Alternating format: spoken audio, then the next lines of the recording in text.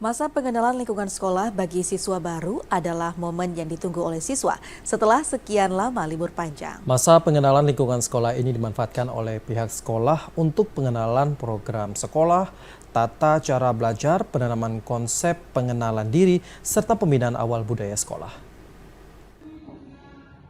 Puluhan siswa antusias menjalani masa pengenalan lingkungan sekolah atau MPLS hari pertama dilaksanakan oleh SMP Negeri 16 Banda Aceh. Kegiatan hari pertama memasuki sekolah adalah hal yang ditunggu-tunggu siswa setelah libur panjang berakhir. MPLS ini juga tertuang pada Permendikbud nomor 18 tahun 2016 yang menyatakan bahwa penyelenggaraan MPLS ini diwajibkan diselenggarakan di setiap sekolah pada saat tahun ajaran baru, sesuai dengan prosedur yang telah ditetapkan, yaitu bermanfaat, bersifat edukatif, kreatif, menyenangkan, dan jauh dari perundungan. Seperti yang dilaksanakan SMP Negeri 16 Banda Aceh, MPLS dilaksanakan dengan berbagai kegiatan. Dimulai dari pengenalan saran dan prasarana sekolah, cara belajar, penanaman konsep pengenalan diri, dan pembinaan budaya sekolah.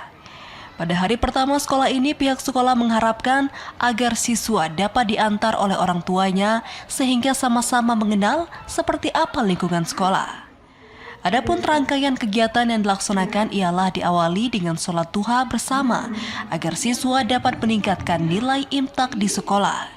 Kemudian dilanjutkan dengan kegiatan tes screening pembacaan Al-Quran sehingga guru dapat mengetahui kemampuan awal pembacaan Al-Quran siswa. Kegiatan ini dilaksanakan oleh wali kelas di setiap masing-masing kelas. Untuk meningkatkan kedisiplinan siswa, pada MPLS ini juga dilaksanakan LKBB, yaitu ketangkasan baris berbaris, yang dibantu oleh siswa yang tergabung dalam pramuka dan dipandu oleh guru PJOK. Selain itu juga dilaksanakannya tes diagnostik sebagai sarana mengetahui kemampuan awal siswa. Tim Liputan TVRI Aceh melaporkan.